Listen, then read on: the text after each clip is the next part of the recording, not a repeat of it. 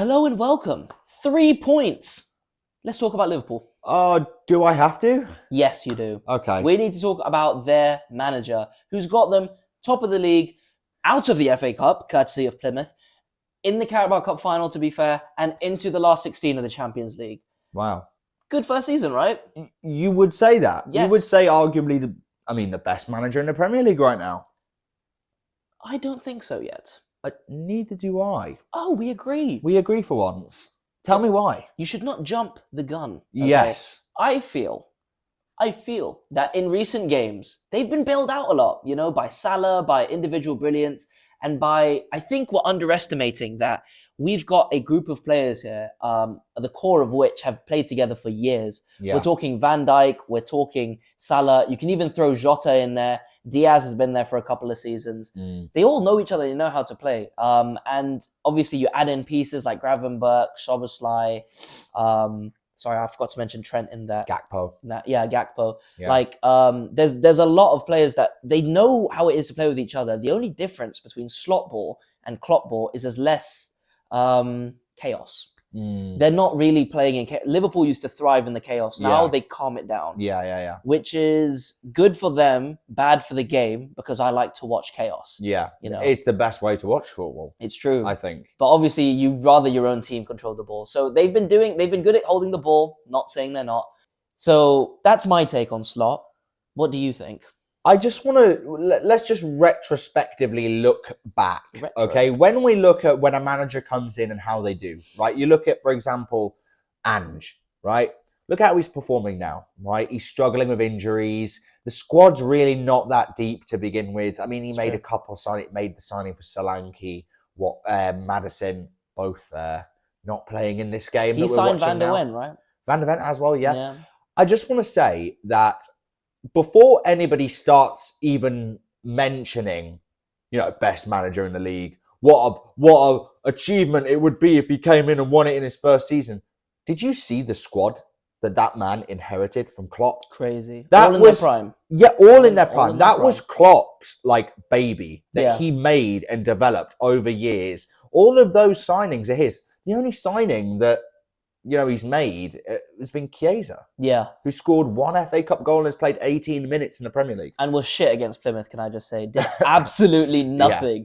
He kicked it out with one of the last chances of the game when they needed a goal. It was so funny. He's definitely, obviously, a top quality manager. We're seeing it. They're holding the ball well. They break disgustingly quick. They press quite well. Yeah. I think we have to wait and see after this transfer window, after this summer window, because they're going to get people in. 100% they're going to get somebody in. Who's going to go out? Who is going to go out? Trent's going to go out. That's one of your day ones. Salah possibly leaving. Van Dijk hasn't signed an extension. Exactly. So next season, we're going to start to see what slot ball really is about. I do agree. And I think that, obviously I hope he gets exposed and I hope he's not as good as... Because you have to realize, if Klopp was here this year, he wins the league. Yes. He walks the league. Yes, 100%. Klopp would be first place right now. Yeah. There's no debate about it. The chaos that Liverpool played with, like you said, was his bread and butter. Yeah. And heavy metal football, man. Yeah, he didn't even need to keep possession that much because they were so good on the break. And they're really good on the break right now. Yeah. But no Salah and losing to Plymouth Argyle. It's true. It's giving, we've got no Saka. So now Odegaard has to make up for all of our chances. And now he can't score. He couldn't score in a brothel. Do you know what I mean? So where are the goals going to start coming from when Salah leaves? Where is the playing out the back going to come from when Trent leaves? I know Trent sort of slots in a little bit further. Or Van Dijk even. Oh. Speaking of Van Dijk though. Best centre back in the world. Too good for this level. Jamie Carragher saying Van Dijk, he's almost too good for Champions League football. Mate, he's going to choke. He's going to choke on Van Dijk's piece, right? Yeah. He's got to relax, okay? Grapefruit technique. You mentioned in the results video about Saliba and Gabriel being overrated because of the opposition they've had. Yeah. Who does Van Dijk have to defend against? Yes. Haaland, Fine. Fair enough. Fair enough. Which, by the way, this season, not even that hot. Not hot property. And by the way, Haaland in big games is like defending Chris Wood. Okay. No, actually, that's an insult to Chris Wood. Sorry. Defending Haaland in big games is like nothing. You know, he's just like, it's a little brush off. Oh, all right. It's I'm trying to think of it's Salomon Rondon. Yep, Salomon Rondon. That's the level of performance that Haaland has in big games. That's exactly it. And when we talk about good centre backs, we're talking about Ferdinand, we're talking Vidic, we're talking Terry, we're talking Carvalho, we're talking. Yes. You can mention who else do you want to mention? Mike Williamson. Yeah. These guys played against some of the best. You're talking about some of these guys had to play against Drogba. You have to play against Rooney. You got to play against Ronaldo. Thierry Henry. You go back further. You got Henry, all Shearer, of the best Andy forwards. Cole. Yeah. You know, and who do we have now? Havertz. Yes. And listen, I know I was like, I love Chris Wood, but he shouldn't be like the second or third best striker. And listen, in the league. it's fine. Like, everyone has their moment, okay? It's highly unlikely we're going to go into next year and watch Chris Wood score 20 goals. Yeah. I'll tell you this right now, that's not going to happen. Actually. Yeah, it won't. I'm happy to make touchline a prediction right now. That's fine. That's not happening. It will not. I don't think it happens either. This will probably be a one-season boost for Nottingham Forest, to be honest. Yeah. Next season, they're not going to hit the ground running as well as they have been. Yeah. But I totally agree with you on the fact that Van Dijk is defending against... We're at such a lack of top quality strikers in the world. We got Gyökeres. That's one. Yeah. He's a good striker who could be coming to the Premier League soon. Good. Do you remember what Isak did to him? Do you remember? Scored the goal of the month on his head top. It's true, he did. It was disgusting. Sent it one way and the other. Shimmied right on his right foot. Top right corner. Kelleher, you're a bum. You're not saving anything at your near post. But Van Dijk didn't get dribbled past, so he added to his stats. Oh. He didn't get dribbled past. War a trophy. This is the thing with Liverpool fans. They bring this point up like it's something to be so proud of. Brother, if you back up enough, yes, you'll be in the stands. You'll be in the goal. If you really want to not be dribbled past, fine. My next point. Ooh, I've been waiting for this. Oh. I have been waiting. Here we go. I told you all. What did I say? Do not forget who this guy really is. Jadon Sancho. The hate watch. You fraud. Guys, click off if you're not ready for it. Okay. You have done it again. Jesus. You showed everyone what you're about. You came into police. Chelsea. You had one or two good games. We got an assist in his first game. He's so good. He's amazing. I have stats for you. Oh, let me listen. You know what the thing is? You know that I love stats. Okay. Tell 3 me. dribble attempts yesterday against Brighton. 0 completed. Oh, okay? wow. It sounded like Garnacho. Played well this week. Better. Okay. 1 week. 4 ground duels. 0-1. Okay. The hand movements are crazy. 3 aerial duels. 0-1. 3. 0 again. Oh, this pretty. guy. We talk about 007. Blood is 000. Blood is coding. Yes. Blood is not. He's just numbers. Yeah. He's what Neo sees when he sees the Matrix. All right. This guy is shit. And I've seen Chelsea fans have a meltdown. I saw a guy go, "Oh, what is he doing? He moves like this and then pass it back. What's he doing?" They have realized that we fleeced them. Oh. And the fact that they have to give us 25 million in the summer is, frankly, we are getting 25 million too much. And I'm so happy about it. I'm so happy about it. You all see how shit he is. He provides nothing to the attack. It's true. Okay. He's lazy. It's true. He doesn't press. Well, that's okay. true. And he's entitled. And he's fat. Yeah. Fat cho, flop cho, shit cho. Pick your name. You know what it is? Pick your name. Maybe that's the first good thing that Ineos has done for Man United is get rid of Sancho and give him to a rival. And Anthony scoring for Betis, which means they'll probably buy him after this. This is the thing with the Spanish league. You can actually see how just the standard is so different. Yes. You watch Joselu and all these players go out there. Marino, like they all go out there and have like a decent season or two. Yeah. I mean, fucking Joselu's won a Champions League. Do you know what I mean? He's lifted. Scored in the semi-final. He's lifted a Champions League. He scored against Bayern Munich. No Newcastle player's done that. Like, it's ridiculous. It is mental that he did that. We talk about Sancho, right? This guy is a fraud. Listen, you think I'm exaggerating the meltdown. I saw a compilation of a player. The caption was, "Not gonna lie, I think I miss you, ... 4.5 minutes. Mykhailo Mudryk. The drug cheat, lest we forget. They are so down bad on Sancho that they miss Mudryk.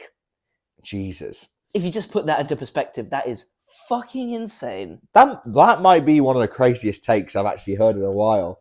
I miss Mudryk. It's ridiculous. We didn't see this coming. Or actually, sorry, I saw it coming. Yeah. Everyone else, I haven't even laughed in Charlie's face. I need to do it. No, Because it's okay.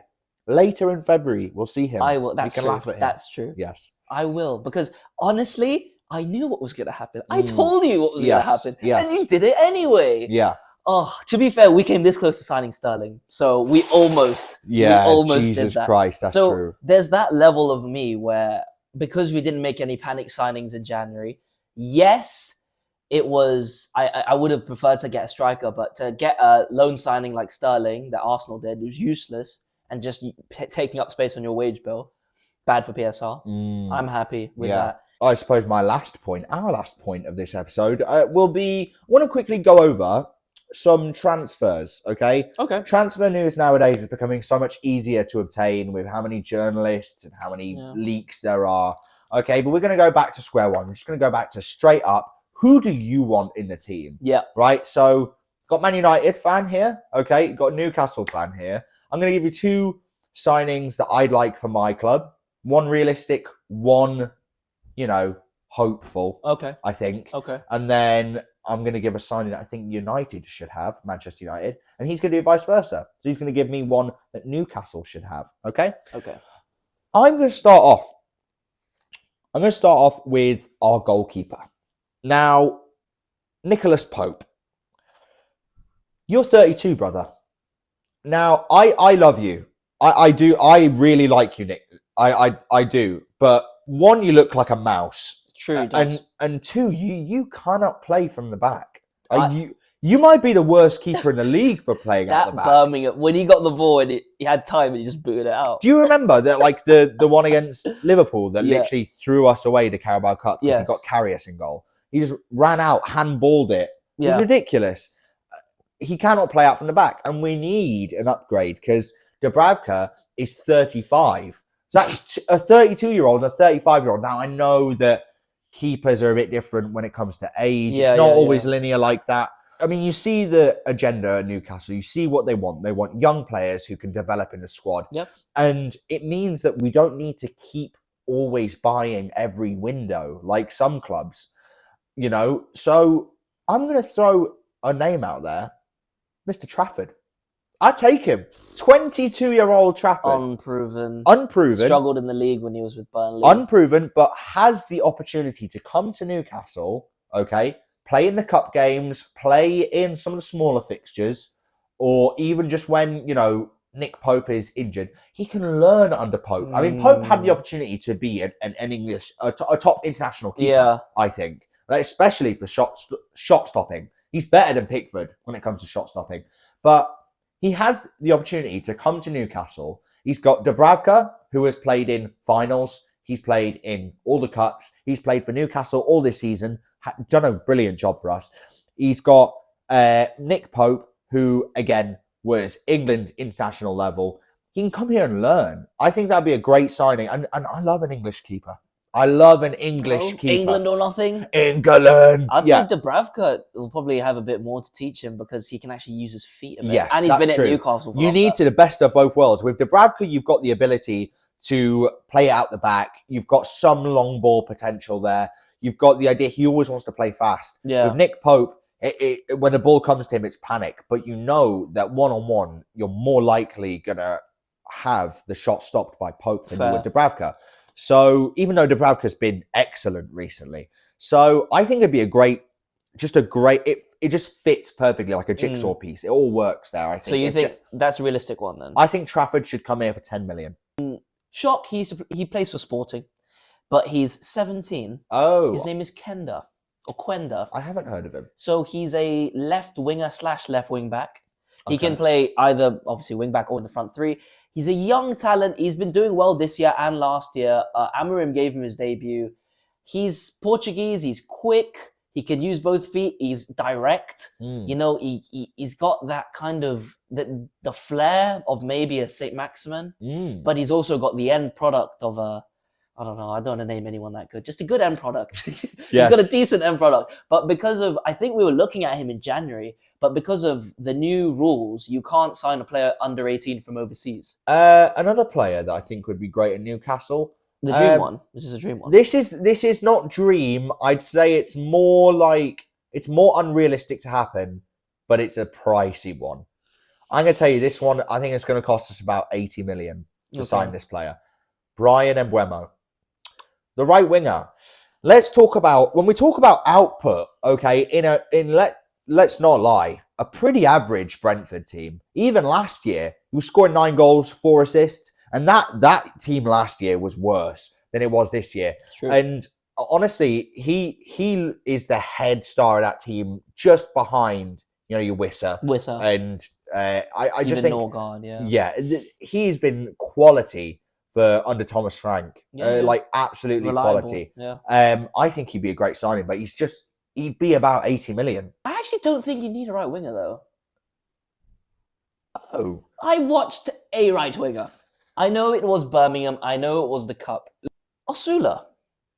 what? William Osula, the striker. Now, we laughed at him when you signed him because it was like, Osula, who the fuck? You did. You were like, what is this guy going to do for our first team? Yeah, and there was actually memes made about him. But I saw glimpses yesterday.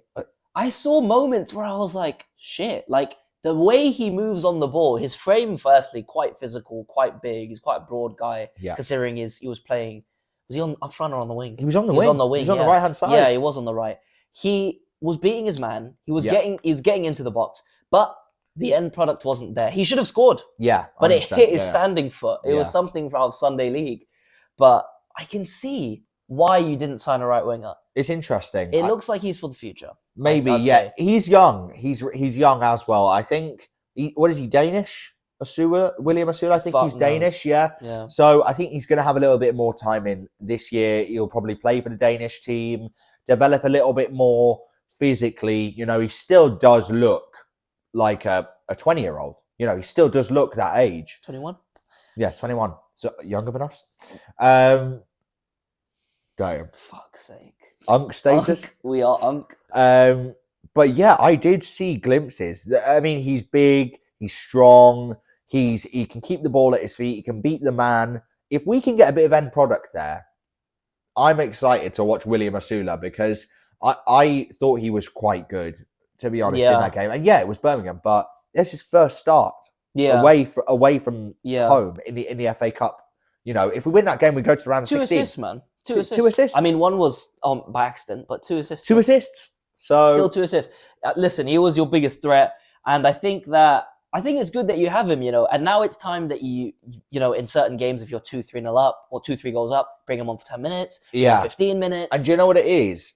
I hope he can be a player that can develop like Lewis Hall, like Livramento. You bring them into the squad, and you don't play them straight away. You don't play them for like a season. But like Lewis Hall barely played when he joined. We only just signed him, really, last window. So no wonder he's playing a lot more now. It's because we realised that he's got the potential to be what we want him to be. And I think that we give this William Osula kid, give him some time to develop physically and on the pitch. You could have a good player there. I think so. Because you don't get many wingers as well that are that big. I agree. He doesn't look like a natural finisher as well. That's the thing. So if we move him a little bit wider and try and work on his beating the man, and maybe that ball in the box, to Isak, that could be a player. Yeah. Thank you very much for watching. Like, comment, subscribe, do all that good stuff. Yeah. And we'll hopefully see you in a bit. Peace.